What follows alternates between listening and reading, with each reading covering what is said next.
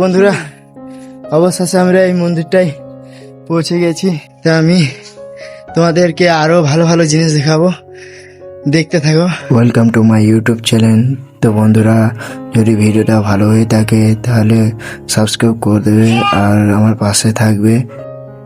আর বন্ধুরা, আমার এখন ভয়েসটা ডিস্টার্ব হচ্ছে, তাই আমি ভয়েসে এতটা ভালো বলতে পারছি না। তো বন্ধুরা, এই সিঁড়িটাই মোট 380টা ধাপ আছে। তো বন্ধুরা, সম্পূর্ণ ভিডিওটা দেখো, স্কিপ করো না।